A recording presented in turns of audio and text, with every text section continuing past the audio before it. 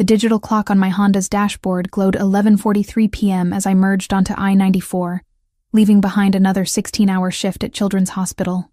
My navy blue scrubs felt damp with perspiration, and the fabric clung uncomfortably to my skin despite Chicago's October chill seeping through the car's aging heating system. The pediatric ward had been chaos tonight, a stomach bug tearing through half the children, leaving me and 2 other nurses to handle what should have been a full staff's workload. Exhaustion pulled at my bones like gravity, making my eyelids heavy and my shoulders ache.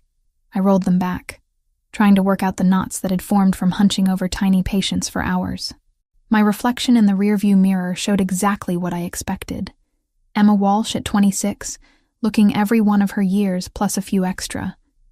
Dark circles shadowed my blue-gray eyes, and my auburn hair had escaped its ponytail in wisps that framed my face like a halo of fatigue. The highway stretched ahead, dark and mostly empty, except for the occasional semi-truck hauling cargo through the Chicago night. Their headlights created brief moments of artificial daylight before plunging me back into darkness. I preferred the night shift, honestly. During the day, the hospital buzzed with administrative staff, visiting families, and doctors making their rounds with students trailing behind like ducklings. At night, it was just the essential personnel and the patients who needed us most. My phone buzzed against the passenger seat, vibrating against the cracked vinyl. Tyler, probably. My 17-year-old brother had developed an annoying habit of staying out past curfew since Dad died 6 months ago in that construction accident. I understood grief made people do unpredictable things, but I couldn't shake the worry that gnawed at me whenever he wasn't home where I could see him, could know he was safe. I reached for the phone without taking my eyes off the road, muscle memory guiding my fingers to the device. Unknown number. At this hour, it was probably someone calling the wrong number, or a telemarketer working graveyard shifts to reach people like me. I let it go to voicemail and dropped the phone back onto the seat. The exit for our neighborhood appeared ahead, marked by a flickering streetlight that the city had been promising to fix for 3 months. I moved into the right lane, my turn signal clicking rhythmically. Almost home. Almost to the cramped 2-bedroom apartment where Tyler would either be asleep in his room with textbooks scattered across his desk, or awake in the living room pretending to do homework while actually playing video games with the volume turned down low. The thought of home brought with it the familiar weight of responsibility. There would be bills on the kitchen table, unopened because I already knew what they said.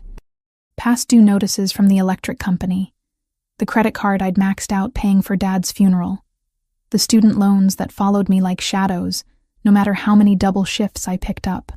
Tomorrow, I had an interview for a weekend position at a private clinic, which would bring my total weekly work hours to somewhere around 70. That's when I felt it. A subtle pulling sensation in the steering wheel, like an invisible hand was trying to guide the car left toward the median. I gripped the wheel tighter, knuckles going white against the worn steering wheel cover. The pulling intensified, and my heart rate spiked as I realized something was very, very wrong with my car. The tire pressure monitoring system should have warned me, but the light had been broken for months. Just another repair I couldn't afford. Another corner cut to keep us fed and housed. The Honda was 12 years old with over 200,000 miles, held together by prayers and preventive maintenance. I performed myself using YouTube tutorials.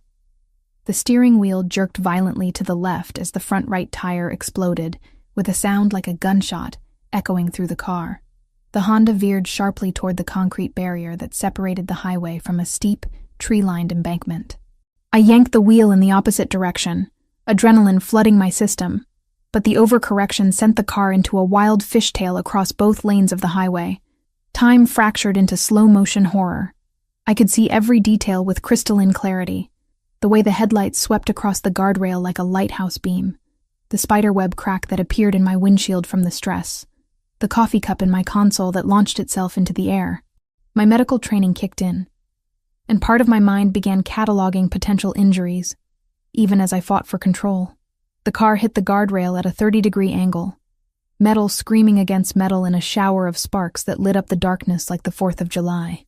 The Honda's front end crumpled, but the momentum carried us through the barrier and over the edge of the embankment. Then I was airborne, suspended in a moment of terrible weightlessness, where gravity hadn't yet remembered I existed. The world turned upside down. Glass exploded around me as the Honda rolled once, twice, 3 times down the 40-foot slope.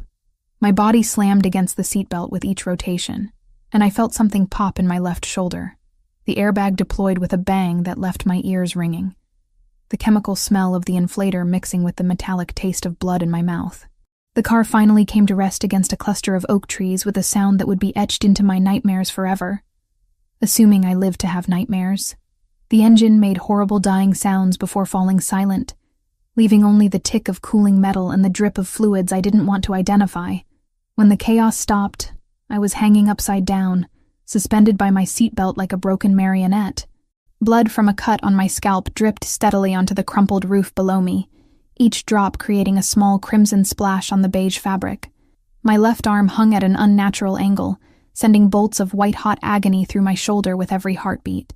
The dashboard lights had gone out, but moonlight filtering through the shattered windshield provided enough illumination to assess my situation. It wasn't good. The driver's side door was compressed against a tree trunk, and the passenger side had buckled inward from the rolling. I was trapped in a metal coffin 50 feet down from the highway, where the sound of my crash had been swallowed by the night. Then I smelled it. Gasoline. Sweet and cloying and absolutely terrifying in the confined space. The fuel tank had been compromised, and I could hear a steady dripping sound that made my heart race with panic. Every breath brought more of the fumes into my lungs, and I knew that a single spark could turn my metal coffin into a crematorium. I tried to reach for my seatbelt release with my right hand, but my fingers felt disconnected from my brain, clumsy and unresponsive. Shock was setting in. I realized with the detached part of my mind that stayed clinical even in crisis. Blood loss, trauma, possible concussion. I needed medical attention, and I needed it fast. "Help!" I tried to call out, but my voice came out as barely a whisper. My throat felt raw and damaged, either from the impact or from breathing in airbag chemicals. I tried again, louder this time. "Help me!" The sound seemed to die just feet from the car, swallowed by the trees and the distance to the highway above. No one would hear me. No one would even think to look down here. Tyler would eventually call when I didn't come home.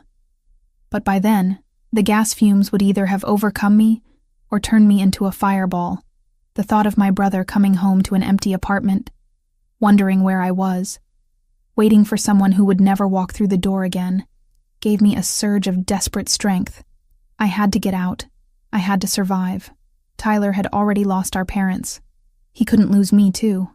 I was reaching for the seatbelt again when I heard it. Footsteps on gravel, heavy and purposeful, picking their way down the embankment with careful precision. Hope flared in my chest like a struck match. Someone had seen the accident, had stopped to help. I was going to be okay. "Help," I managed to croak, putting all my remaining strength behind the word. "I'm trapped down here." The footsteps stopped directly beside what remained of the driver's side window.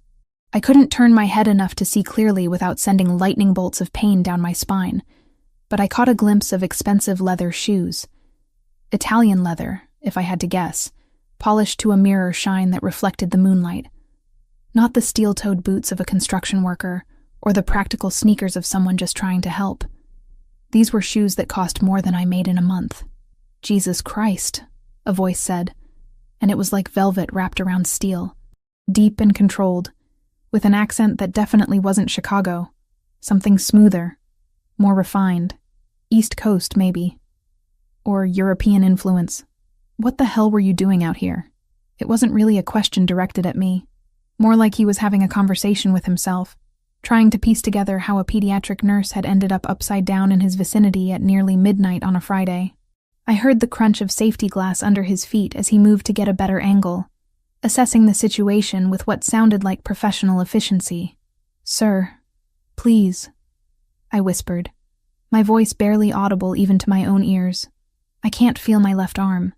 The car smells like gasoline."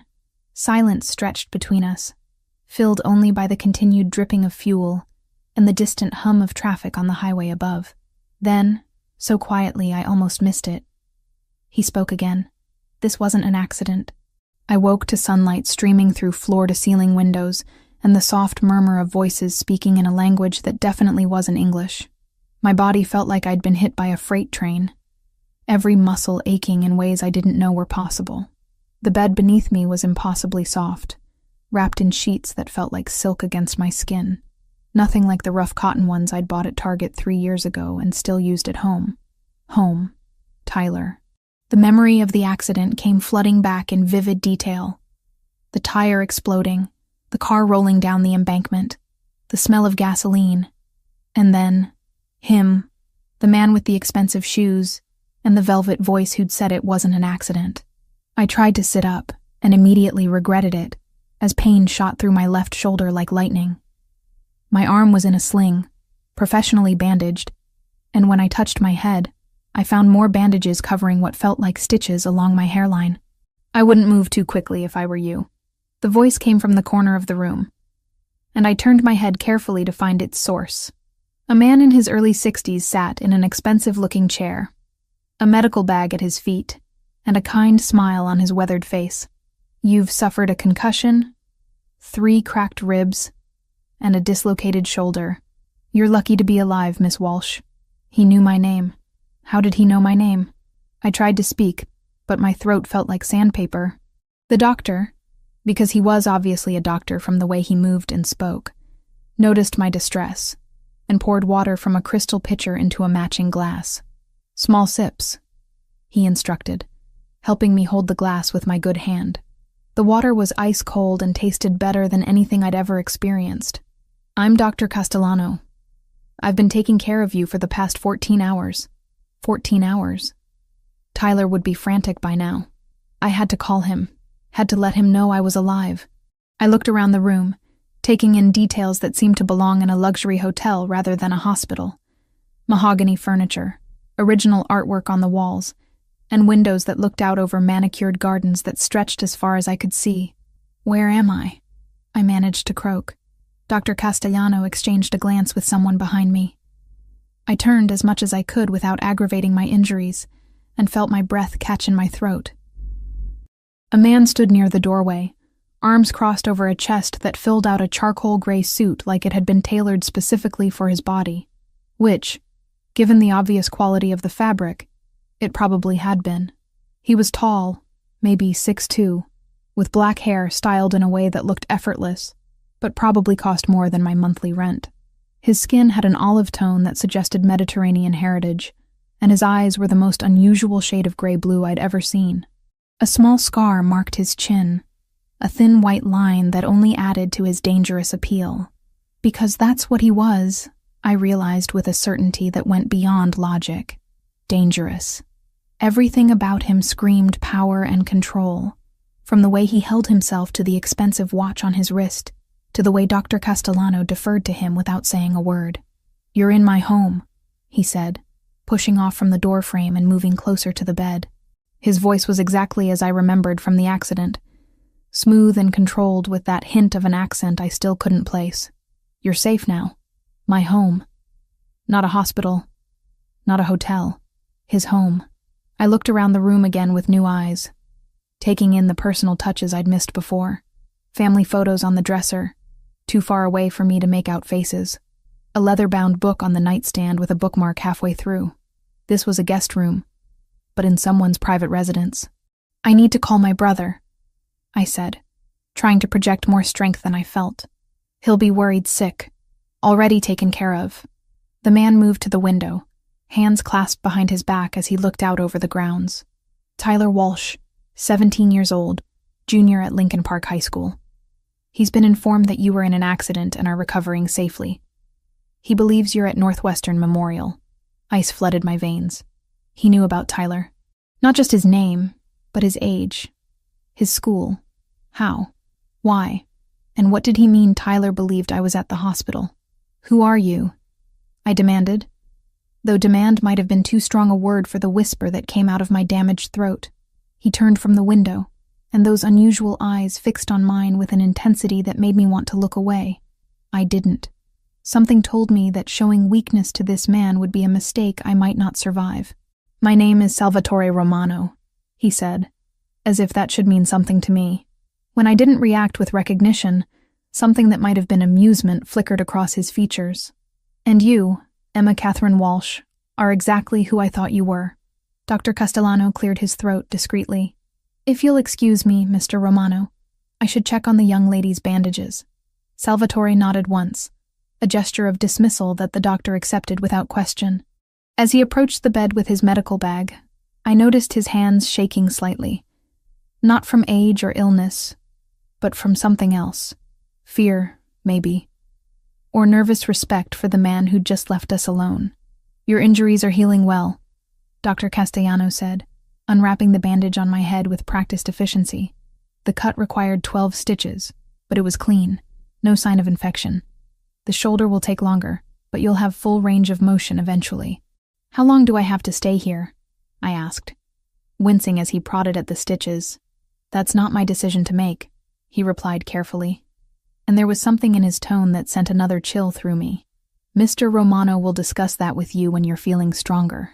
When he finished his examination, Dr. Castellano packed his instruments with the same nervous efficiency he'd shown throughout the visit. I'll be back this evening to check on you again. Rest, drink plenty of fluids, and don't try to get up without assistance. He paused at the door, looking back at me with something that might have been pity. Miss Walsh, Mr. Romano is not a man to be trifled with. My advice would be to listen carefully to what he tells you, and remember that his protection comes with expectations. Then he was gone, leaving me alone in the luxurious prison that Salvatore Romano called a guest room. I sat in the silence for several minutes, trying to process everything that had happened. The accident, waking up in a stranger's home, the ominous warnings about protection and expectations. I managed to swing my legs over the side of the bed, biting back a groan as my ribs protested the movement. The room spun for a moment, but I breathed through it and waited for my vision to clear. A silk robe had been laid out on the chair beside the bed, along with clothes that definitely weren't mine. Designer jeans in exactly my size, a cashmere sweater in deep blue, even underwear still in packaging from brands I recognized but couldn't afford. How did he know my size? How long had I been unconscious? And why did Salvatore Romano have a complete wardrobe waiting for me like he'd been expecting my arrival? I made it to the window on unsteady legs, using the wall for support. The view outside took my breath away. Manicured gardens stretched for acres, complete with fountains and walking paths that disappeared into groves of mature trees. In the distance, I could see the outline of what looked like a tennis court and a swimming pool that belonged in a resort magazine. But it was the men that made my blood run cold. They were stationed throughout the grounds, trying to look casual but failing miserably. Black suits, earpieces, the telltale bulge of weapons concealed under their jackets. I counted at least 8 from my vantage point, and I suspected there were more I couldn't see. This wasn't a home. This was a fortress, and I wasn't a guest recovering from an accident. I was a prisoner who just didn't know what crime I'd committed yet. The door opened behind me, and I didn't need to turn around to know who had entered. The very air in the room seemed to change, becoming heavier, more charged with an energy that made the hair on my arms stand up. You should be resting, Salvatore said, his voice closer than I'd expected. He'd moved silently across the room, and now stood just a few feet behind me. I needed to see where I was, I replied, not turning around. If I was going to be a prisoner, I wasn't going to cower. Nice view, very secure. A soft chuckle came from behind me. Security is a necessity in my line of work. And what line of work is that, exactly? Construction, he said smoothly. I build things. Create stability where there was none before. I finally turned to face him, using the window frame for support. He was holding a manila folder, thick with papers that I somehow knew contained information about me. About my life, my work, my family. The thought made me sick. You have 15 men with guns watching your garden, I said. That's not construction. That's something else entirely. Those gray-blue eyes studied me with renewed interest. You're observant. Most people in your situation would be too grateful to be alive to ask uncomfortable questions. I'm a nurse, I replied. I notice details. It keeps my patients alive. And what details have you noticed about me, Emma? The way he said my name, soft and intimate like we were old friends instead of strangers, made something flutter in my chest that I absolutely did not want to examine. I've noticed that you have a file on me. I've noticed that you knew exactly what size clothes to buy. I've noticed that everyone in this house is afraid of you." He moved closer, close enough that I could smell his cologne. Expensive, with notes of cedar and something darker that I couldn't identify. Close enough that I had to tilt my head back to maintain eye contact. "You can't leave," he said simply. "Not until I'm sure you're not in danger." Danger from what? His jaw tightened almost imperceptibly. From whoever tried to kill you last night. 3 days in Salvatore Romano's mansion felt like 3 weeks. The luxury was suffocating in its perfection. Every meal arrived on bone china that probably cost more than my monthly salary, prepared by a chef whose name I never learned, but whose food tasted like it belonged in a 5-star restaurant.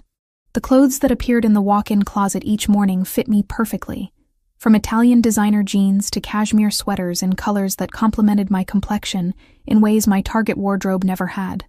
I should have been grateful. Instead, I felt like a doll being dressed and fed by an invisible hand, my every need anticipated before I could voice it. The gilded cage was still a cage, no matter how beautiful the bars. "You're not eating," Salvatore observed from across the dining room table. It was large enough to seat 12, making the intimate breakfast feel absurdly formal. He sat at the head like a king, immaculate in a navy suit that probably cost more than Tyler's entire college fund. I pushed the eggs Benedict around my plate, my appetite non-existent despite the exquisite presentation. "I'm not hungry. You need to keep your strength up. Your body is still healing." "My body would heal just fine at home," I replied, finally meeting his gaze. Those gray-blue eyes studied me with the same intensity they had for the past 3 days, like I was a puzzle he was determined to solve. "Home isn't safe for you right now."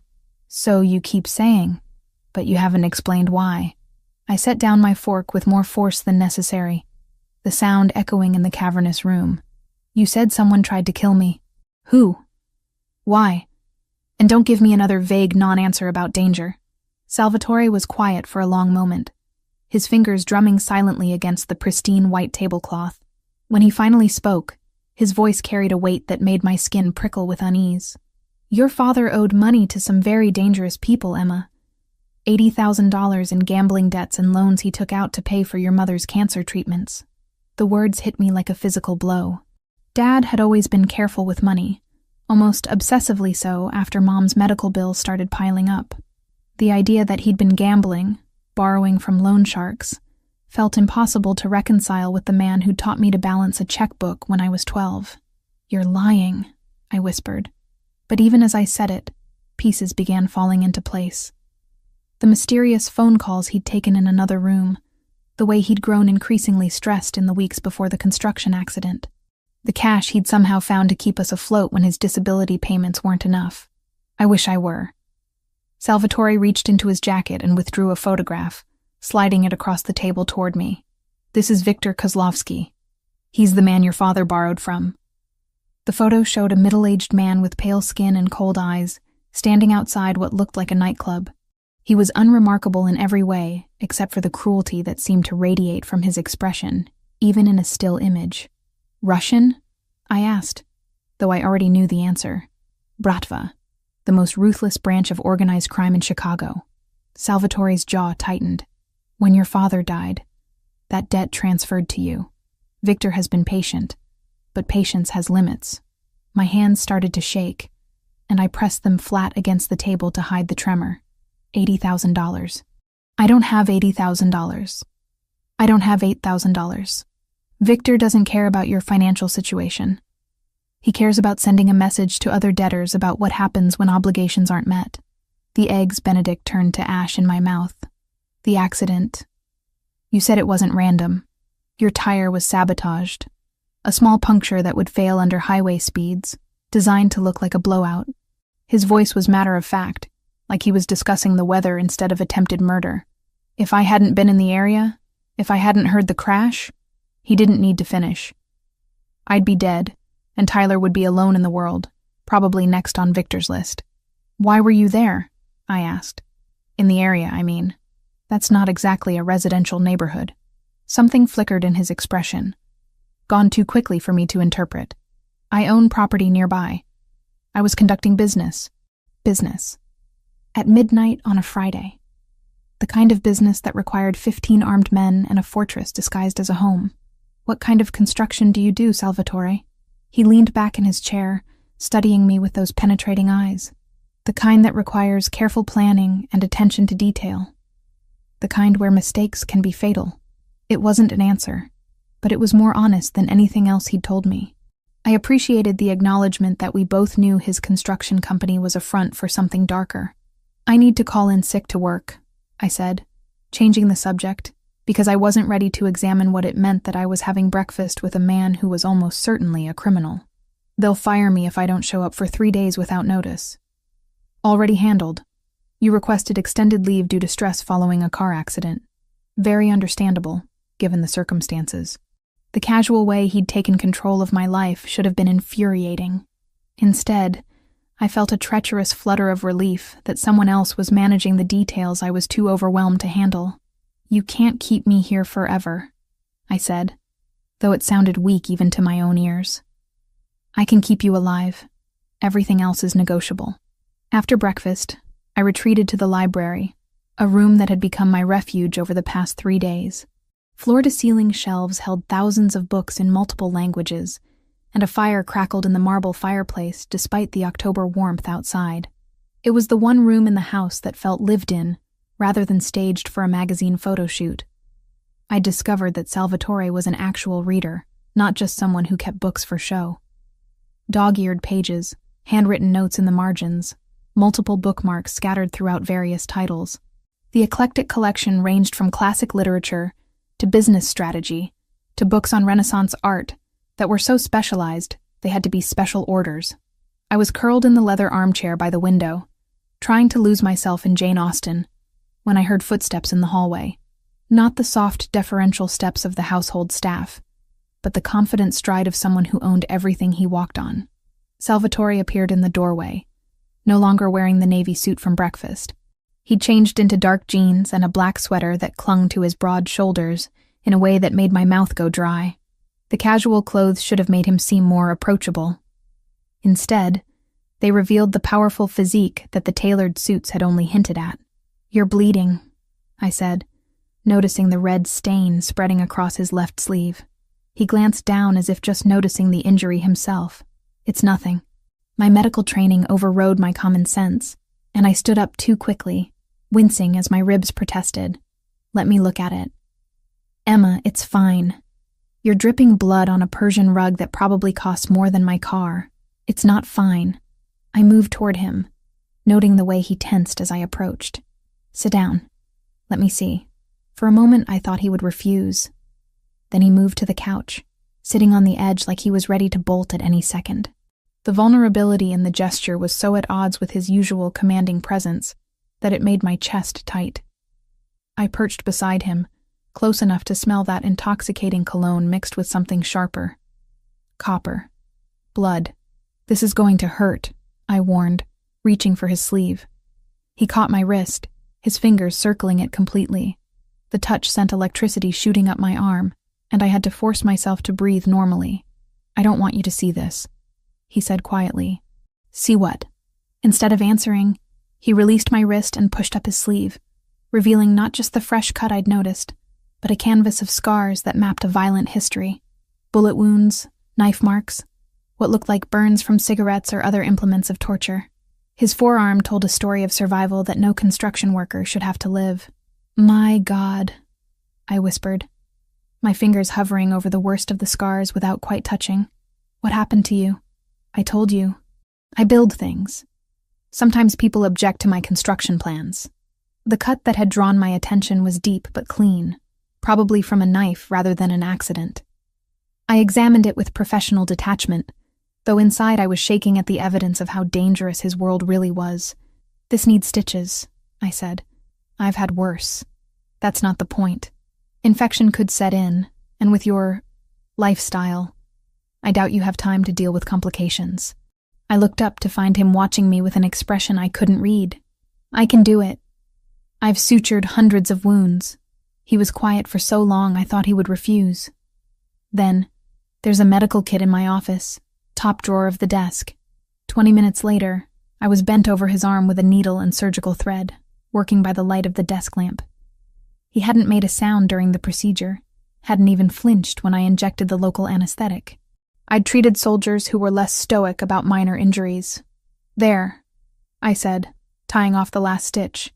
"Keep it dry for 24 hours and change the dressing daily. Thank you." I looked up to find his face inches from mine, close enough that I could see the gold flecks in those unusual eyes, close enough that I could feel the warmth of his breath against my cheek. For a heartbeat, neither of us moved. The air between us crackled with a tension that had nothing to do with the injury I'd just treated. Then he pulled back, rolling down his sleeve with careful precision. "You should rest. Dr. Castellano will be here soon for your evening check." I nodded, not trusting my voice. As I headed for the door, he spoke again. "Emma," I turned back. "The people who want to hurt you, they won't stop. Not until they're dead or you are. I need you to understand that." "I understand," I said, though I wasn't sure I understood anything anymore. "Do you? Because once you're under my protection, really under it, there's no going back. My world has rules, and breaking them has consequences." I met his gaze steadily. "Are you asking me to choose? I'm telling you that the choice is coming, and when it does, you need to be certain, because I don't let go of what's mine." The possessive edge in his voice should have frightened me. Instead, it sent heat spiraling through my chest in a way that terrified me more than any Russian gangster ever could. The tension in the mansion had been building for days, like the pressure before a thunderstorm. Salvatore's men moved with heightened alertness, their conversations conducted in hushed tones that stopped abruptly when I entered a room. Even the household staff seemed on edge, their usual efficient silence replaced by nervous energy that made my skin crawl. I was curled up in the library reading when Salvatore burst through the doors, his face dark with an emotion I'd never seen before. Fear. Not for himself, but for something else entirely. His gray-blue eyes found mine immediately, and the intensity in them made my breath catch. "We need to talk," he said, crossing the room in 3 long strides. "Now." I set down my book, noting the rigid line of his shoulders beneath the black sweater he wore. "What's wrong?" Instead of answering, he moved to the massive desk in the corner and withdrew a manila envelope. The same type that had contained my personal information days ago, but this one was thicker, heavier with whatever secrets it contained. "Viktor Kozlovsky isn't just after you for your father's debt," he said, placing the envelope on the coffee table between us. "It's more complicated than that." My hands shook as I reached for the envelope. Inside were photographs, documents, and what looked like surveillance reports. The first photo made my blood run cold.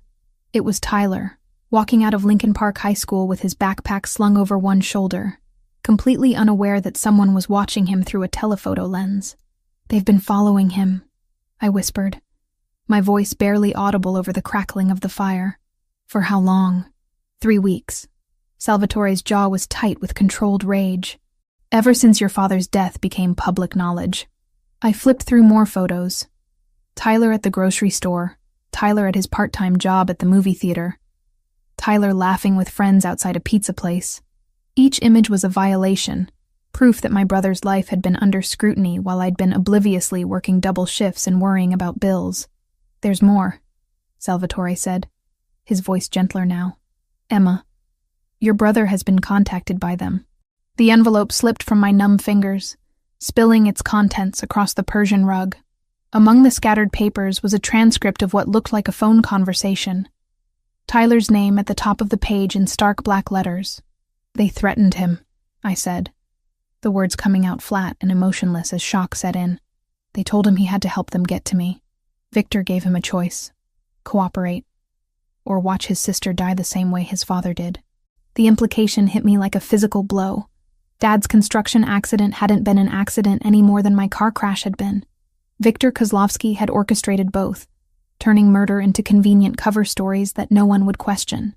Tyler would never... I started, then stopped. What did I really know about what my 17-year-old brother would do when faced with losing the only family he had left? Grief and fear made people do things they never thought possible. He gave them information about your schedule, your route home from work. He installed a GPS tracker in your car. Salvatore's voice was clinical, professional, but I could see the anger burning in his eyes. He didn't know it would cause the accident. Victor told him they just wanted to know where you were. I closed my eyes, trying to process the betrayal. And Tyler, my baby brother who I'd raised since he was 14, who I'd sacrificed everything to protect, had handed me over to killers because he was scared. The rational part of my mind understood why he'd done it, but my heart felt like it was being torn apart. Where is he now? I asked. Safe, for the moment. Salvatore gathered the scattered papers, organizing them with mechanical precision. My people are watching him, but Victor's patience is running out. The original plan was to use the information Tyler provided to grab you quietly, extract what they needed, and eliminate both of you. When that failed, they moved to more direct methods. What kind of direct methods? He handed me a new photograph, this one taken from a security camera. It showed the parking garage at Children's Hospital, 3 men in dark clothing positioned near my usual parking spot. They were waiting for me to return to work, ready to finish what the sabotaged tire had started. They came to the hospital. I breathed. Looking for me. Yesterday.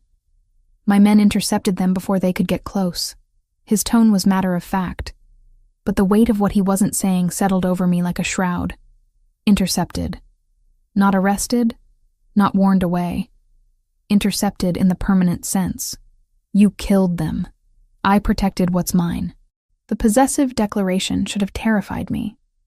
Instead, it sent heat spiraling through my chest, a treacherous warmth that had nothing to do with the fire crackling in the marble hearth. I'm not yours, I said. But the words lacked conviction. Salvatore moved closer, close enough that I could smell his cologne, could see the gold flecks in those storm-gray eyes. Aren't you? You're in my house, eating my food, wearing clothes I bought for you. You sutured my wounds with your own hands. If that's not mine, what would you call it? I couldn't answer, because he was right. Somewhere in the past few days, the lines had blurred beyond recognition. I was no longer just a patient recovering from an accident or a potential victim seeking protection.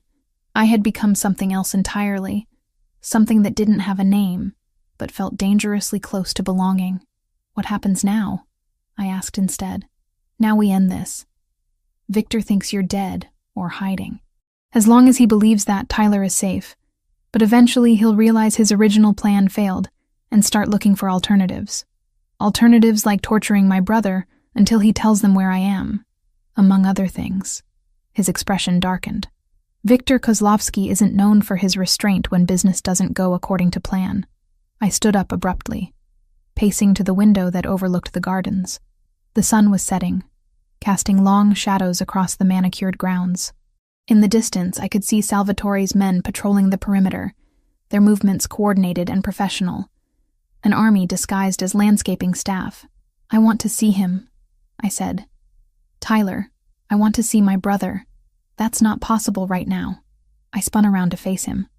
Why not? You said he was safe. Safe, yes. But bringing him here would compromise the security of this location, and taking you to him would put you both at risk. The reasonable explanation did nothing to ease the ache in my chest. Tyler was probably terrified, probably blaming himself for what had happened to me, and I couldn't even call him to let him know I was alive. He thinks I'm dead, doesn't he? The realization hit me like a punch to the gut. The hospital, Northwestern Memorial. They told him I died from my injuries. Salvatore's silence was answer enough. You let my brother think I'm dead. The words came out as a shout. Months of stress and fear and exhaustion boiling over into rage. He's 17 years old, and you let him believe he lost the only family he had left. It was necessary, Salvatore said calmly, though I could see tension in the set of his shoulders. Victor's people are watching Tyler closely. Any sign that you survived would put him in immediate danger. So what's the plan? I stay hidden forever while my baby brother grieves for a sister who isn't actually dead? The plan is to eliminate the threat. Permanently. The quiet finality in his voice sent a chill down my spine. This wasn't a business negotiation or a territorial dispute. This was war, and Victor Kozlovsky had made the fatal mistake of targeting someone under Salvatore Romano's protection. You're going to kill him, I said. Not a question. I'm going to end a problem that should have been resolved months ago." He moved to pour himself a whiskey from the crystal decanter on the sidebar, the amber liquid catching the firelight like liquid gold. "Victor crossed a line when he involved you and Tyler. That kind of mistake requires a permanent solution. I should have been horrified by his casual discussion of murder. Instead, I felt a savage satisfaction that someone was finally going to make Victor pay for what he'd done to my family. The emotion scared me more than Salvatore's threats ever could. What about Tyler? When this is over, what happens to him? He'll be taken care of. College, living expenses, protection if he needs it. Your father's debt dies with Victor. And me." Salvatore set down his glass and crossed the room until he was standing directly in front of me. His hand came up to cut my cheek, thumb tracing the line of my cheekbone with surprising gentleness. "You already know the answer to that question, Emma." He was right. I did know. In the space between one heartbeat and the next, I'd crossed a line I couldn't uncross. The girl who'd been driving home from her nursing shift a week ago was gone, replaced by someone who could stand in a library discussing murder and feel nothing but grim satisfaction. "When?" I asked. "Soon. Victor's growing impatient, which makes him sloppy. Sloppy men make mistakes, and mistakes create opportunities." His thumb was still tracing patterns on my cheek, and I found myself leaning into the touch despite every rational thought screaming that this was madness. He was a killer, a criminal, a man whose world was built on violence and fear. But he was also the man who'd pulled me from a burning car, who'd protected me when I had nowhere else to go, who'd made Viktor Kozlovsky's elimination a personal mission because someone had dared to threaten what he considered his. "You could walk away," he said quietly. "After this is over, I could arrange new identities for you and Tyler. Clean slate, new city, enough money to start over anywhere you wanted. But you don't want me to walk away."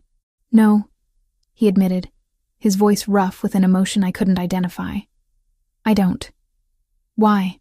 Instead of answering with words, he leaned down and kissed me. It wasn't gentle or tentative. It was claiming, possessive, a brand that marked me as thoroughly as any signature on a contract. I should have pulled away, should have maintained the boundaries that kept me safe from his dangerous world. Instead, I kissed him back, pouring months of loneliness and fear and desperate need into the connection between us. When we finally broke apart, both of us were breathing hard, and I could see my own desperation reflected in his storm-gray eyes. "Anyone who touches you dies," he said against my lips, the words both promise and threat. "Anyone who hurts you pays in blood. From now on, you're mine, Emma Walsh, and I protect what's mine." I should have been terrified by the possessive declaration, by the casual way he discussed murder, by the knowledge that I was falling for a man whose hands were stained with blood. Instead, I felt safer than I had since the night my father died, wrapped in the dangerous protection of someone who would burn the world to keep me alive. The knock on my bedroom door came at 2:14 a.m., sharp and urgent. I'd been lying awake for hours, staring at the ceiling and replaying the kiss from earlier. My lips still burned from the memory of Salvatore's mouth on mine, from the possessive way he'd claimed me with nothing more than a touch. "Emma." His voice came through the heavy oak, tight with controlled panic. "I need you to get dressed. Now." I threw on jeans and a sweater, my heart hammering as I opened the door to find him fully clothed despite the hour. His usual immaculate appearance was slightly disheveled, dark hair falling across his forehead, and there was something in his storm-gray eyes that made my blood run cold. "What's wrong?" I asked, though part of me already knew. The careful balance we'd maintained was about to shatter. "Tyler's here," he said simply. The words hit me like a physical blow. "What do you mean he's here?" "He's downstairs, in my office, and he's not alone."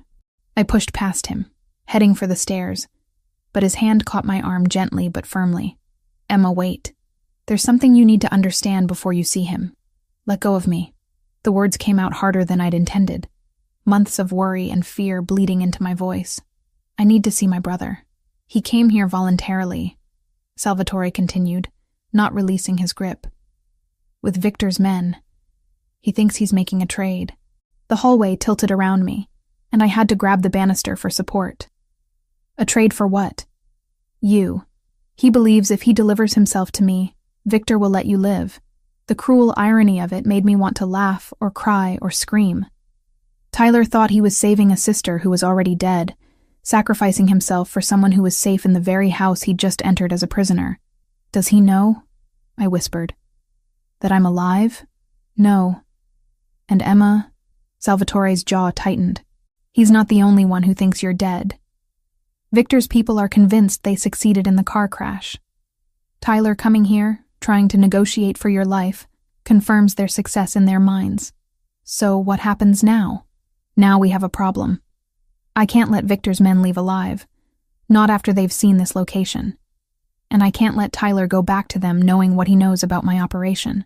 The implication hung in the air between us like a blade. Tyler had walked into a trap of his own making, and now 3 lives hung in the balance because of a misunderstanding that could have been avoided if I'd been allowed to contact him days ago. "I want to see him," I said firmly. "Emma, think about this. If Tyler sees you alive, if he realizes what's really been happening, it changes everything. The grief, the guilt he's been carrying, the decision to sacrifice himself for you, all of it becomes meaningless in an instant." "Good," I snapped. "Let it be meaningless. Let him stop blaming himself for something that wasn't his fault." Salvatore studied my face for a long moment, then nodded once. "Stay behind me. Don't say anything until I give you permission. These men are armed and desperate, which makes them dangerous even in my own house." We descended the stairs in silence, passing through the elegant hallways that had become familiar over the past week. But now they felt different, charged with tension that made every shadow seem threatening. As we approached Salvatore's office, I could hear voices, one of them achingly familiar. "I don't care what you do to me," Tyler was saying, his voice cracking with emotion. "Just tell me she didn't suffer. Tell me Emma died quickly in that crash." My heart shattered. My 17-year-old brother, who should have been worried about college applications and prom dates, was negotiating with killers because he thought his big sister was dead. Salvatore paused at the office door, his hand on the handle. "Remember what I said. Stay behind me. Don't speak." The scene that greeted us was like something from a nightmare. Tyler sat in one of the leather chairs facing Salvatore's desk, his hands zip-tied behind his back, and a purple bruise darkening his left cheek. 2 men flanked him, both wearing the kind of cheap suits that screamed muscle for hire. Their hands rested casually on the guns holstered under their jackets. Tyler looked older than his 17 years, aged by grief and guilt, and the kind of desperate courage that only came from having nothing left to lose. When he saw Salvatore enter, his chin lifted defiantly. "You're Romano," he said. It wasn't a question. "I am." Salvatore moved behind his desk with fluid grace, every inch the predator sizing up his prey. "And you're Tyler Walsh. You've caused me a considerable amount of trouble." "I did what they told me to do," Tyler replied, his voice steady despite the circumstances. "I gave them information about Emma's schedule. I installed the tracker. I did everything Victor wanted, and she's still dead." One of Victor's men, a thin man with dead eyes and prison tattoos crawling up his neck, stepped forward. "The boy fulfilled his part of the bargain, Mr. Romano. Victor is prepared to consider the debt settled if you make his death quick." "How generous," Salvatore said dryly. "And what makes Victor think he has any authority to negotiate terms in my home?" The second man, broader and scarred, shifted his weight nervously. "We came here in good faith, under flag of truce. There is no truce between Victor Kozlovsky and me," Salvatore replied, his voice dropping to a dangerous whisper. "There is only the question of whether you die quickly or slowly." I couldn't take it anymore. My brother was sitting 3 feet away from me, ready to die because he thought he'd failed to protect me, and I was hiding behind Salvatore's broad shoulders like a coward. "Tyler," I said, stepping out from behind Salvatore despite his sharp intake of breath. The effect was immediate and devastating. Tyler's face went white, then red, then white again as he struggled to process what he was seeing. The 2 Russians reached for their guns, but Salvatore's men were faster.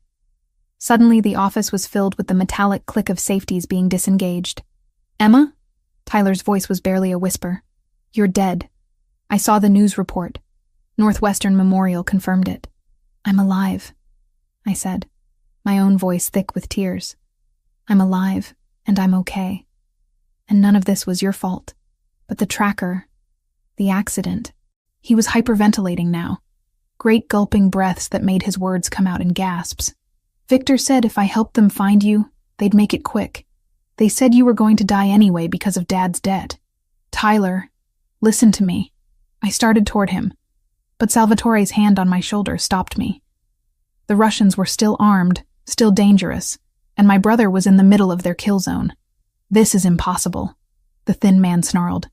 The girl died in the crash. We confirmed it. You confirmed what I wanted you to confirm. Salvatore said calmly. Did you really think I'd let Viktor Kozlovsky murder someone under my protection and walk away? Understanding dawned in Tyler's eyes, followed immediately by a rage I'd never seen in my gentle baby brother. You let me think she was dead, he snarled at the Russians. For weeks you let me believe I'd killed my own sister. The debt still stands, the scarred man said desperately. 80,000, plus interest. The girl being alive doesn't change what's owed. Actually, it changes everything, Salvatore replied. He opened his desk drawer and withdrew a stack of papers, spreading them across the mahogany surface. James Walsh's original loan agreement with Victor. Notice the terms of repayment in case of the borrower's death. I couldn't see the papers from where I stood, but I watched the color drain from both Russians' faces as they read. The debt transfers to surviving family members only if said family members are capable of repayment, Salvatore continued. Emma Walsh is a pediatric nurse making $38,000 a year. Her brother is a minor with no income. Neither could reasonably be expected to repay $80,000.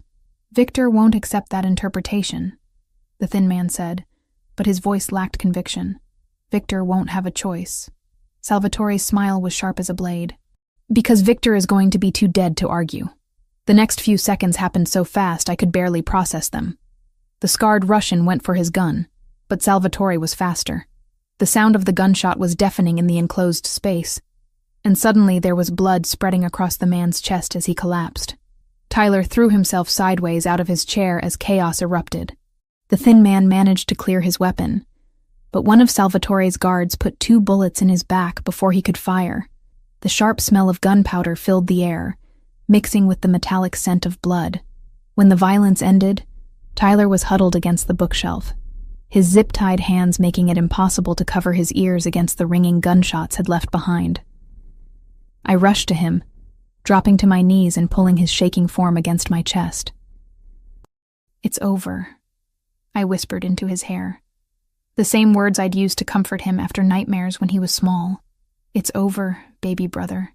You're safe. I thought you were dead. He sobbed against my shoulder. I thought I killed you. You didn't kill me. You saved me. I looked up to find Salvatore watching us, his expression unreadable. If you hadn't installed that tracker, Victor's people never would have found me on that road. Salvatore never would have been in the area to pull me from the wreckage. It was a generous interpretation of events, but Tyler needed to hear it.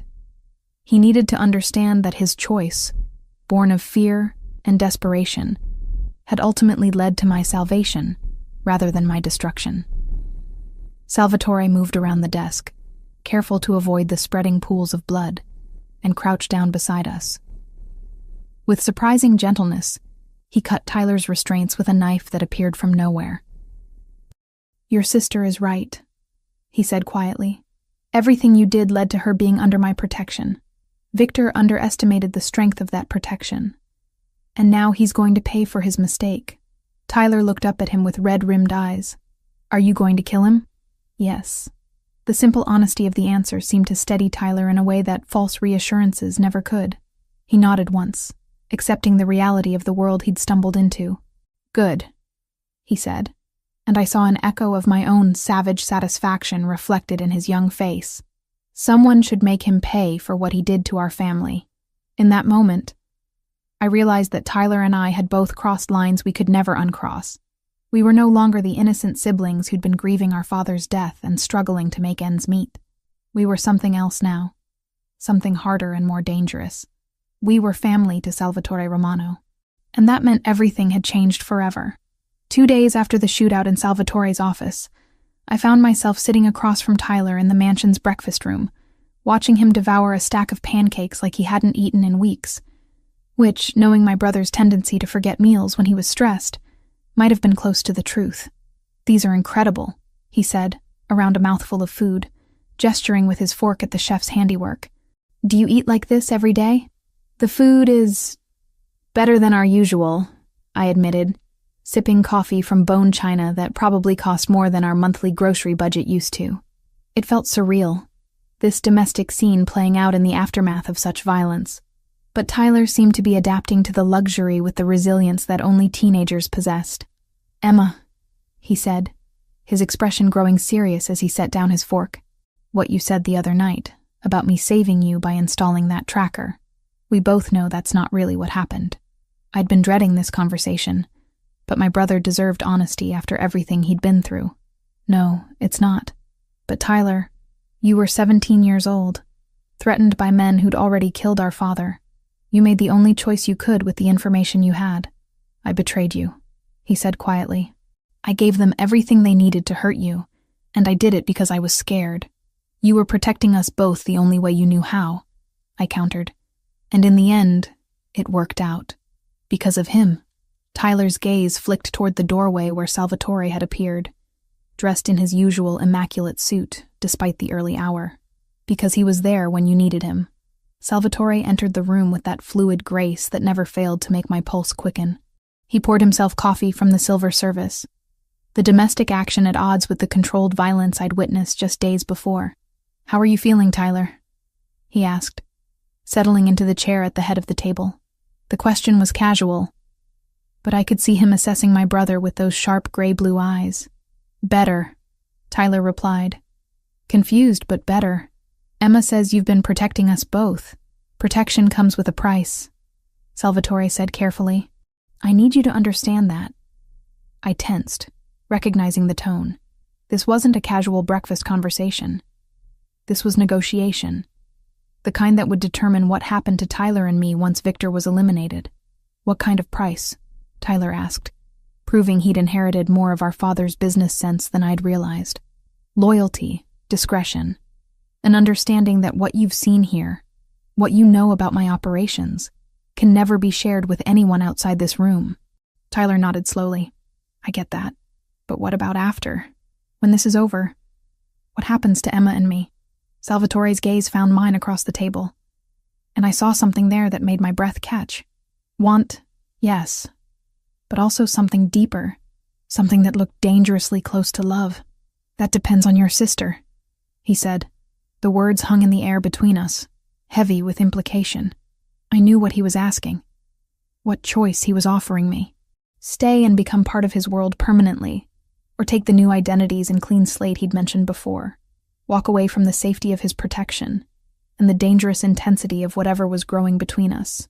"I need to know something first," I said, setting down my coffee cup with hands that trembled slightly.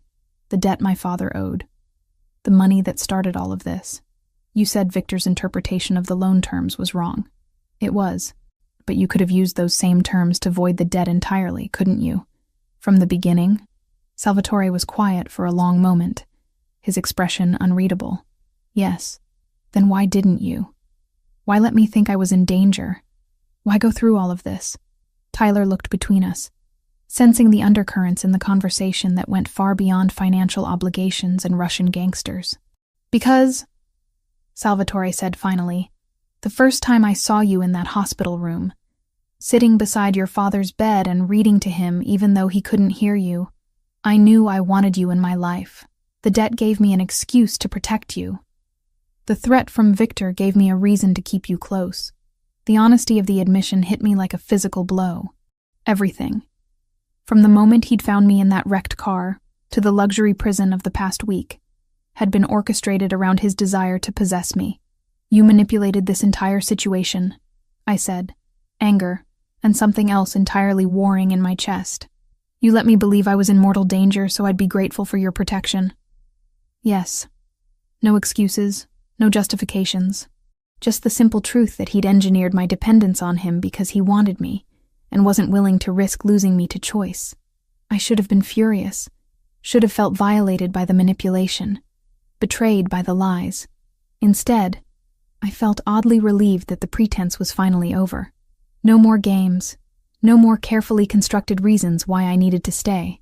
Just the raw truth that Salvatore Romano wanted me and had used every resource at his disposal to make it happen. "Emma," Tyler's voice cut through my internal turmoil. "What are you thinking?" I looked at my brother, really looked at him.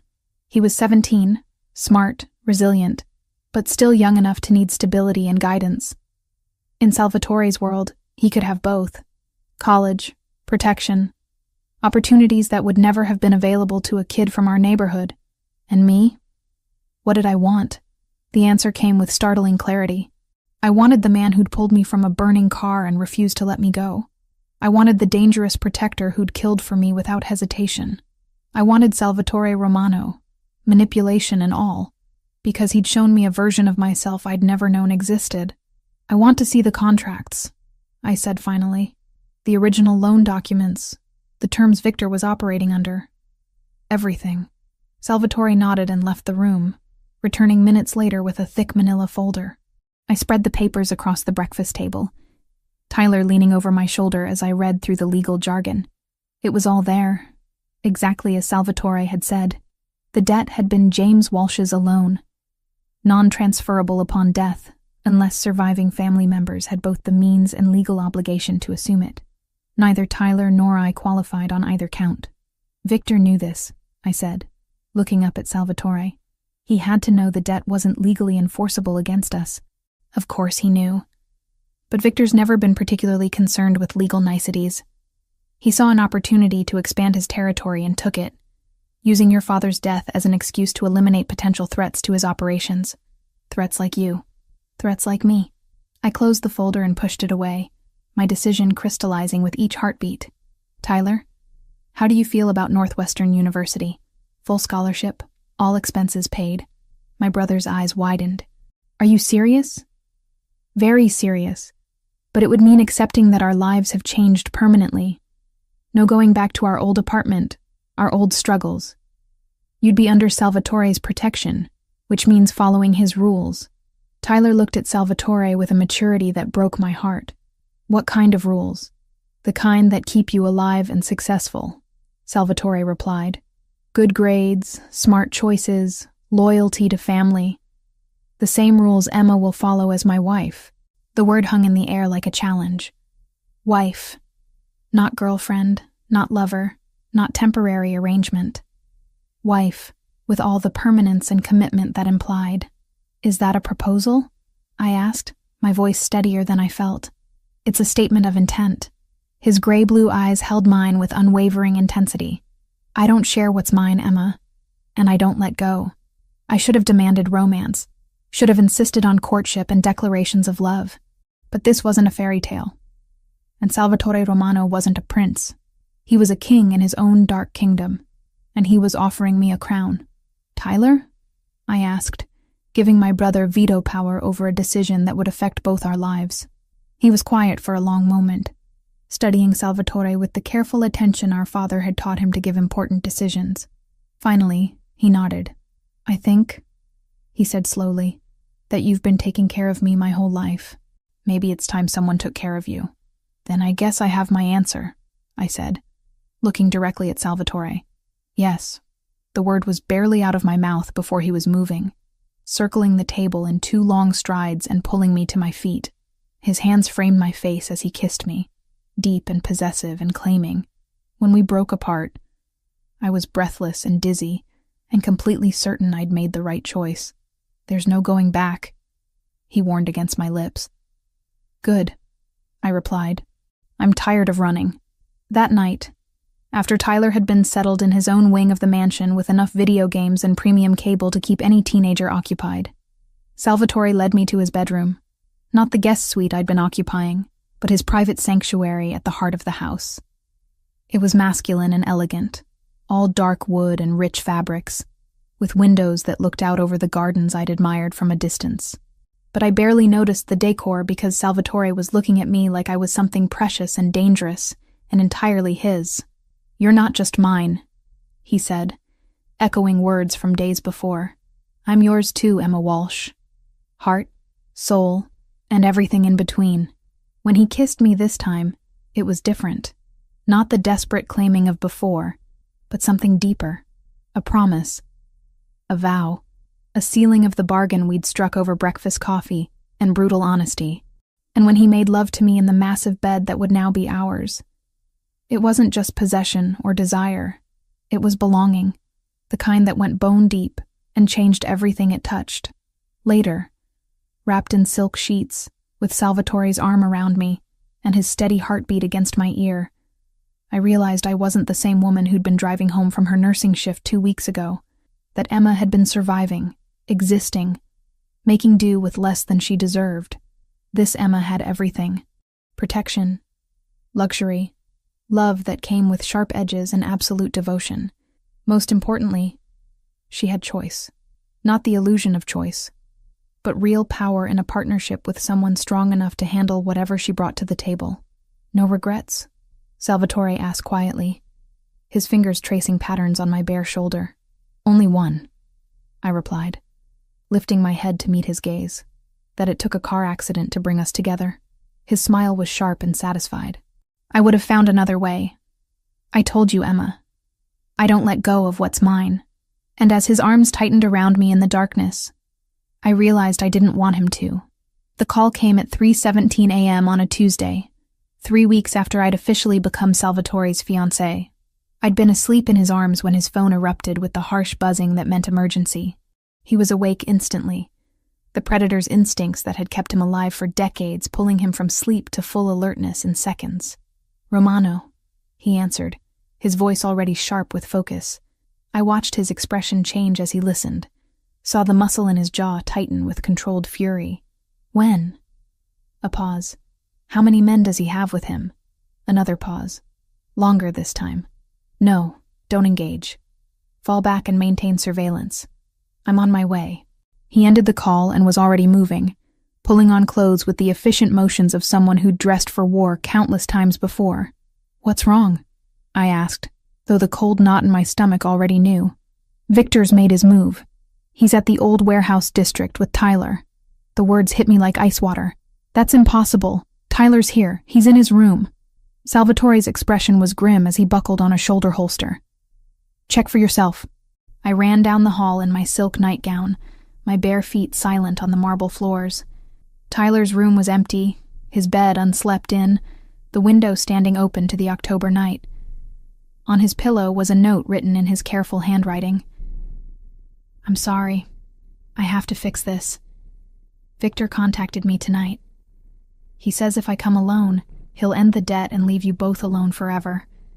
I know you'll try to stop me, but this is my choice. I love you, Em. Take care of yourself." "He's 17 years old," I said, when Salvatore found me standing frozen in Tyler's doorway. "He still thinks he can fix this by sacrificing himself. Victor's counting on that. He knows Tyler feels guilty about his role in your accident.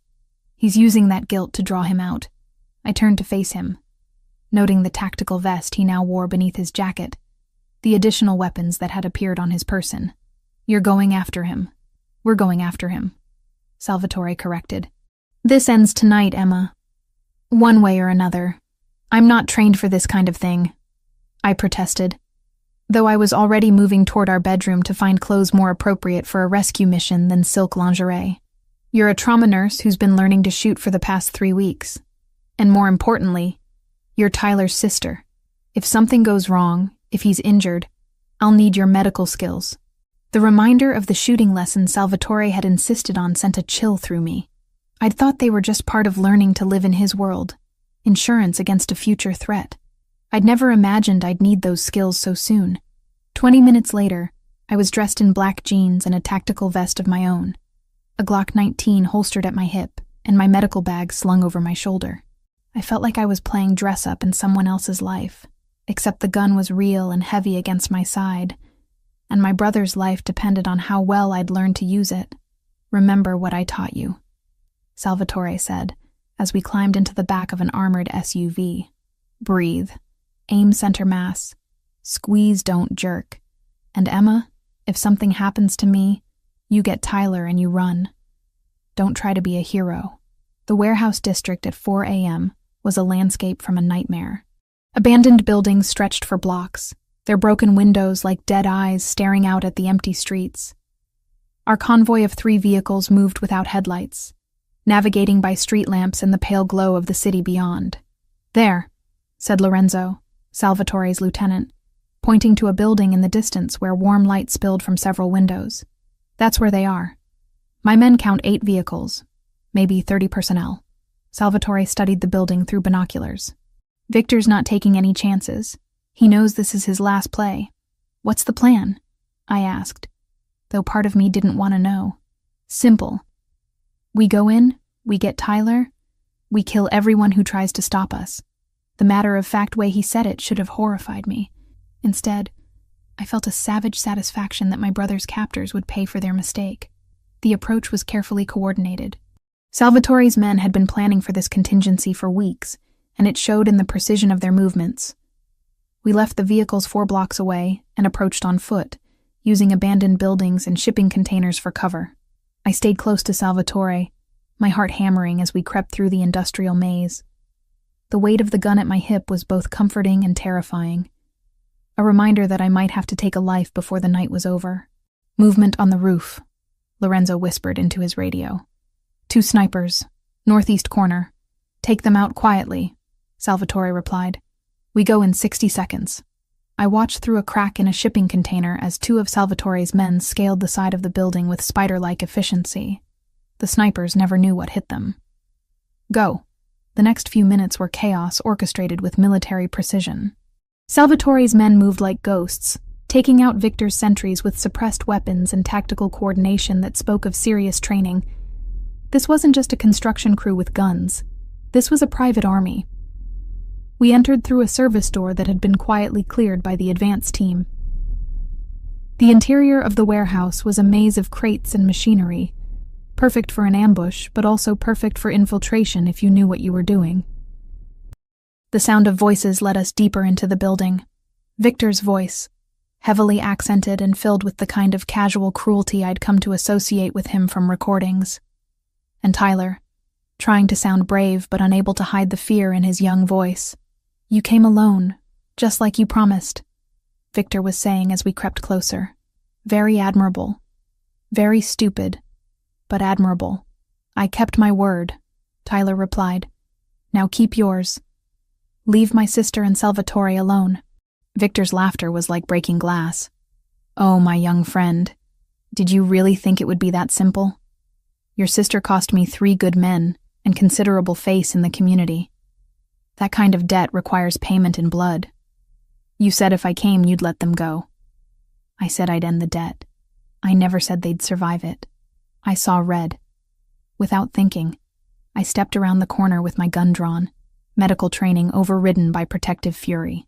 Get away from my brother, you son of a bitch! The scene that greeted me was worse than I'd imagined. Tyler was zip-tied to a chair in the center of the warehouse floor, blood trickling from a cut on his forehead. Victor stood behind him with a knife pressed to Tyler's throat, flanked by 6 armed men in tactical gear. "Emma Walsh," Victor said with mock delight. "The dead girl who refused to stay dead. How inconvenient." "Let him go," I said, my voice steadier than I felt. "This is between you and me. Actually, it's between me and him," Victor said, nodding toward the shadows where Salvatore emerged with his own weapon drawn. The great Salvatore Romano, come to rescue his little pet and her troublesome brother. "Victor," Salvatore said calmly, "you made a mistake coming after what's mine. What's yours?" Victor pressed the knife harder against Tyler's throat, drawing a thin line of blood. The boy came to me willingly. The girl was always mine to take. "You have no claim here." "I have every claim. Emma is my fiancé. Tyler is her family, which makes him my family. And family," Salvatore's voice dropped to a dangerous whisper, "is sacred." The standoff stretched for an eternity, measured in heartbeats. Victor's men had their weapons trained on Salvatore and me, but I could see Salvatore's people moving through the shadows, getting into position. Any second, this powder keg would explode. "You know what I find interesting?" Victor mused, still holding the knife to my brother's throat. "The boy feels so guilty about betraying his sister. He actually believes this is his fault.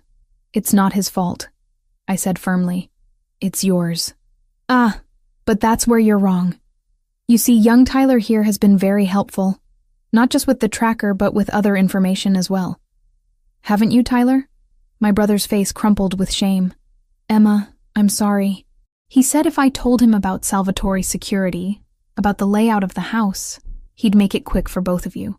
The betrayal hit me like a physical blow, but not because I blame Tyler, because I finally understood the depth of Victor's manipulation, the way he'd used my brother's love for me as a weapon against us both. Tyler, I said softly. Look at me. He raised his eyes, tears streaming down his face. I'm so sorry, Em. I thought I was protecting you. You were protecting me. You've always protected me. And now, I'm going to protect you. I saw the moment Victor realized his mistake. He'd been so focused on Salvatore, so confident in his superior numbers, that he'd forgotten the most dangerous person in any situation is someone with nothing left to lose. I didn't hesitate. The Glock was in my hands and firing before Victor could react. The first shot took him in the shoulder, spinning him away from Tyler. The second caught him in the chest as he tried to bring his own weapon up. Then all hell broke loose. Salvatore's men opened fire from their concealed positions, cutting down Victor's soldiers with practiced efficiency. I dove behind a crate as bullets whined overhead, my hands shaking as I reloaded with movements drilled into muscle memory over weeks of training. Tyler, I shouted over the gunfire. Stay down! My brother had managed to tip his chair over, using it as minimal cover while still bound. I could see him trying to work free of his restraints, but the zip ties were too tight. A figure appeared around the edge of my crate, weapon raised. I didn't think, just fired. The man dropped, and I felt a savage satisfaction that should have terrified me but didn't.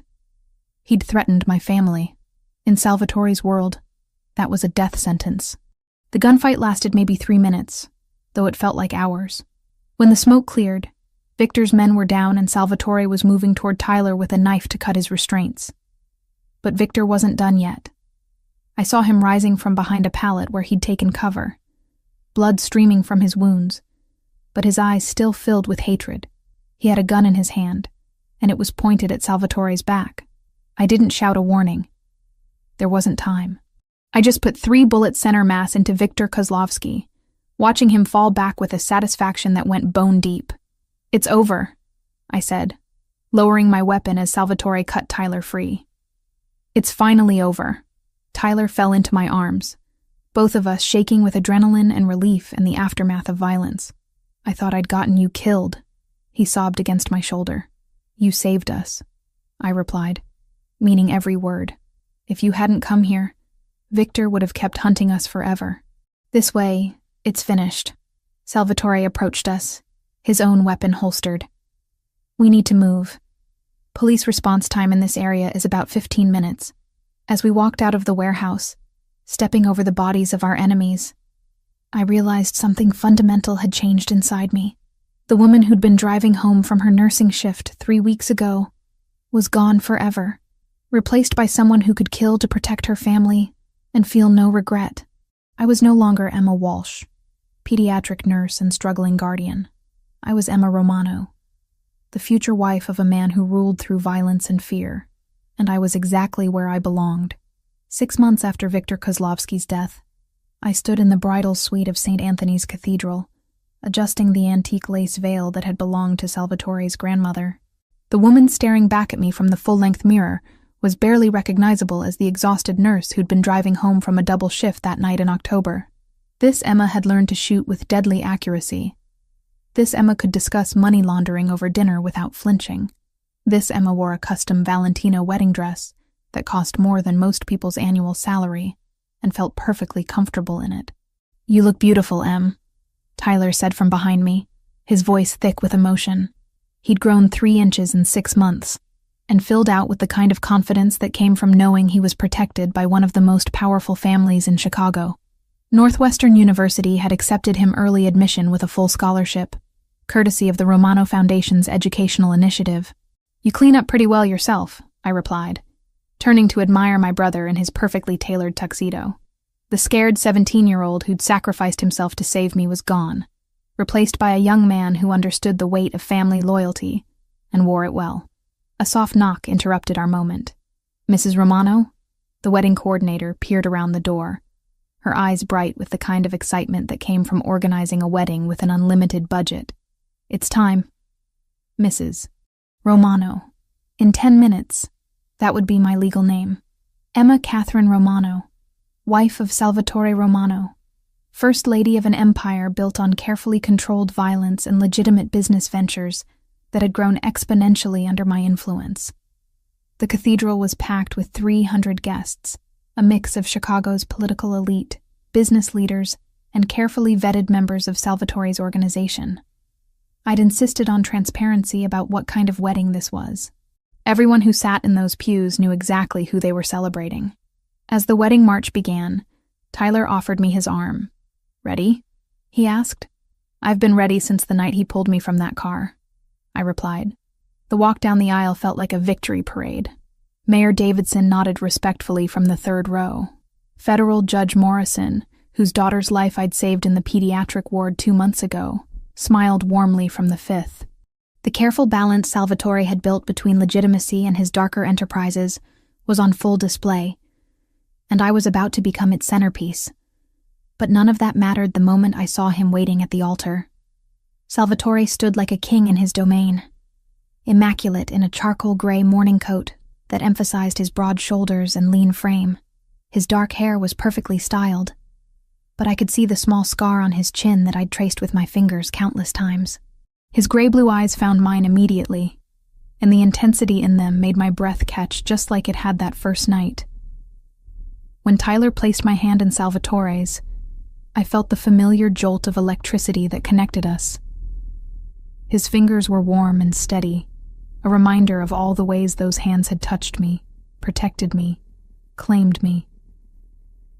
"Dearly beloved," Father Benedetto began, his voice carrying easily through the cathedral's soaring architecture. The ceremony itself was traditional, Catholic, binding in ways both legal and spiritual. But when Salvatore spoke his vows, his voice clear and strong enough for everyone to hear, the words were anything but traditional. "Emma," he said, his eyes never leaving mine, "you saved me from a life of existing without truly living. You brought light into darkness I'd accepted as permanent. You made me believe in something beyond power and control and careful survival. I promise to protect you, to cherish you, to build an empire worthy of the queen you already are. And I promise that what we have will be sacred, always." My own vows were equally unconventional. "Salvatore, you didn't just rescue me from that car. You rescued me from a life too small for what I was meant to become. You showed me strength I didn't know I possessed, courage I'd never needed before. I promise to stand beside you, to be your partner in everything we build together. And I promise that no matter how dangerous our world becomes, you'll never face it alone." When Father Benedetto pronounced us husband and wife, Salvatore's kiss was both gentle and possessive, a claiming that made my toes curl in my designer heels. The cathedral erupted in applause, but all I could hear was the thundering of my own heart. The reception was held at the Palmer House. The ballroom transformed into something from a fairy tale with orchids and candlelight, and enough security to protect a head of state. I danced with my new husband to a string quartet's rendition of "At Last," feeling like I was floating in the protective circle of his arms. "Any regrets, Mrs. Romano?" he asked as we swayed together, oblivious to the hundreds of guests watching our every move. "Only that it took a car accident to bring us together," I replied, echoing words from months before. "Though I suppose some things are worth the wait. I would have found another way," he said seriously. "I told you before, Emma. I don't let go of what's mine." During dinner, Tyler gave a speech that had half the room in tears.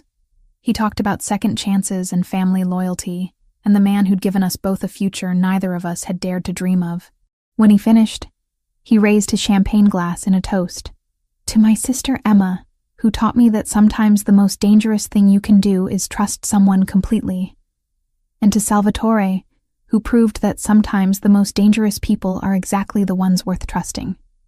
To new beginnings and old traditions, and to a family that chooses loyalty over everything else. Later, as the evening wound down and guests began to leave, I found myself on the hotel's terrace with Chicago spread out below us like a glittering kingdom. Salvatore appeared beside me, having shed his formal jacket and loosened his tie. Even disheveled, he looked like he could rule the world. "Satisfied with your wedding, Mrs. Romano?" he asked, sliding his arms around me from behind. "Satisfied with my husband," I corrected, leaning back against his chest. The wedding was just a party, an important party. 300 witnesses to the fact that Emma Walsh is dead and gone, and Emma Romano has taken her place. He was right. The woman who'd worked 16-hour shifts to pay rent on a crumbling apartment, who'd worried about Tyler's college prospects and her father's unpaid debts, had died in that car crash. The woman who'd emerged from Salvatore's protection was someone else entirely. "I have something for you," he said, pulling a small velvet box from his pocket. Inside was a key, antique and ornate, clearly from somewhere significant. "What's this for?" I asked, though something told me I already knew. "The Children's Hospital of Chicago is opening a new wing next month, the Emma Romano Pediatric Center. Your own domain, fully funded by the Family Foundation, staffed with the best doctors money can hire. You'll oversee all medical decisions." Tears pricked my eyes. He'd given me everything I'd never known I wanted. Power, protection, purpose that went beyond mere survival. But more than that, he'd given me a way to use my old skills in my new world. "You'll be able to help children the way you always wanted to," he continued. "But now you'll have unlimited resources to do it. No insurance denials, no budget constraints, no choosing between treatments based on cost." "Salvatore," I turned in his arms, struck speechless by the magnitude of the gift. "You gave up your career to be with me. It seemed only fair that I give you something better in return." 3 months later, I stood in the gleaming new pediatric wing, watching a team of the world's best cardiac surgeons repair a defect in 6-year-old Maria Santos's heart. The surgery would have been impossible at most hospitals, the cost prohibitive for her family. Here, it was Tuesday. "Mrs. Romano?" Dr. Chen, the head of pediatric surgery, appeared at my elbow. "The Martinez family is here for their consultation. Are you ready?" I nodded, smoothing my white coat over the designer dress beneath. The title felt as natural now as Emma Romano did. I'd become someone who could authorize million-dollar treatments with the same ease as ordering lunch, someone whose word was law in this sterile kingdom of healing. "Mrs. Romano," little Jimmy Martinez said when I entered the consultation room. He was 8 years old with leukemia, and eyes that were too old for his face. "Are you really going to make me better?" "We're going to try our very best," I promised, crouching down to his level. "And we have the best doctors in the world here just for you." That evening, I came home to find Salvatore in his study, reviewing reports from his various enterprises. The legitimate businesses had tripled their revenue since our marriage, partly because of my organizational skills, but mostly because Emma Romano opened doors that had been closed to Salvatore alone. "Good day?" he asked, pulling me onto his lap as I settled into the familiar routine of sharing our separate but connected work. Maria Santos's surgery was successful. Jimmy Martinez starts treatment next week. And we're breaking ground on the research facility in January. I curled against his chest, breathing in the cologne that had become my favorite scent in the world. "What about you?" "The Port Authority approved our construction bid. The new shipping facility will be operational by summer." He didn't need to spell out what kind of shipments would be moving through Romano facilities. I'd learned not to ask questions I didn't need answers to. "Tyler called," I said. "He's made Dean's List again, and he's bringing someone home for Thanksgiving." "Someone?" "Her name is Sarah. Pre-med, Honor Society. Apparently everything he talks about lately." I smiled at the thought of my baby brother in love. "He wants your permission to bring her to family dinner."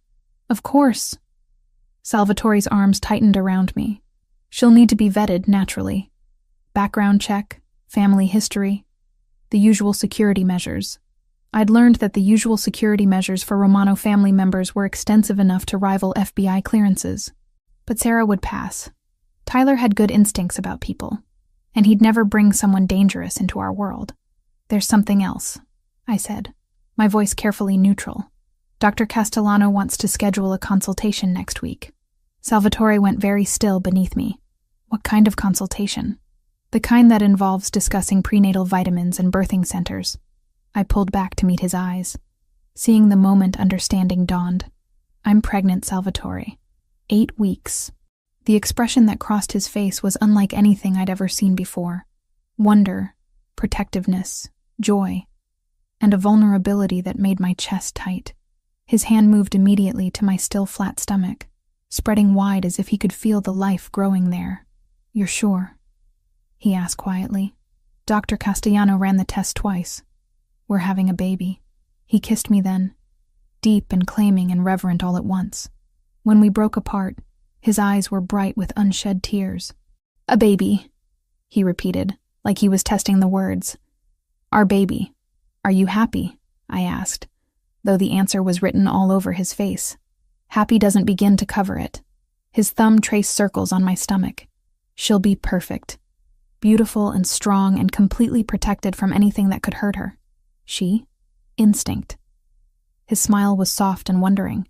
And if I'm wrong, he'll be just as perfect. That night, as we lay in our bed with Chicago glittering beyond the windows and Salvatore's hand resting protectively over our unborn child, I thought about the woman I'd been before the accident. She'd been surviving, making do, accepting less than she deserved because she didn't know anything better existed. This woman, Emma Romano, had everything. A husband who would kill for her without hesitation. A brother thriving under protection and opportunity. Work that mattered. Resources to help anyone who needed it.